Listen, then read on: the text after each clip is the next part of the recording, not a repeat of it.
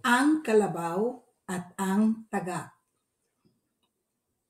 Ang kwentong ito ay tungkol sa dalawang hayop na malaki ang pagkakaiba sa isa't isa. Sa itsura, sa lakas, sa laki, at sa ugali. Pakinggan natin ang kwento ng kalabaw at ng tagak.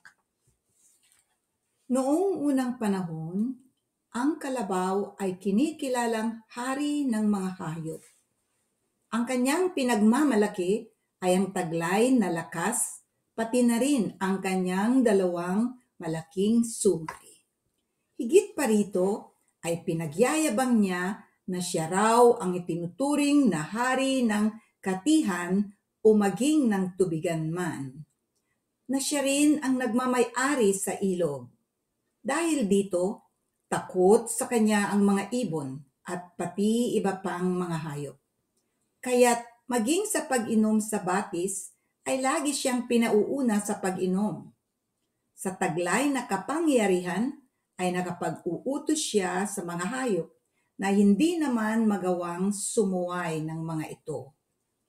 Ang tagak na pinakamatapang ay ayaw kumilala sa kalabaw bilang hari, kaya't winika niya. Hindi ka namin hari. Ikaw ay labis na mayabang at hindi ka marunong lumipad. Dahil dito, nagalit at naghamon ang kalabaw. Magsukatan tayo ng kakayahan. Maaari mo bang inumin ang lahat ng tubig sa ilog? Kung sino ang makainom lahat ng tubig sa ilog ay siyang mananalo. At ang mananalo ay magiging Panginoon. Ang matatalo ay magiging utusan. Itinakda ang labanan kinaumagahan ng sumunod na araw. Sinaksihan ng mga ibon ang paglalaban. Wika ng taga. Mauna ka, kalabaw. Tingnan ko ang yabang mo.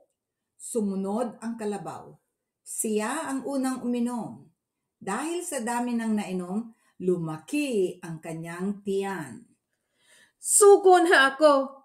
Hindi ko kayang inumin ang lahat ng tubig. Ikaw naman. Wika ni kalabaw. Akala ko'y magilas ka. Ako naman ang iinom. Sagot ng taga. Paunti-unting uminom ang taga. Nagkataon naman nung pakati na ang tubig sa ilog. Nakita ito ni kalabaw. Panalo ka na. Ang wika ni kalabaw.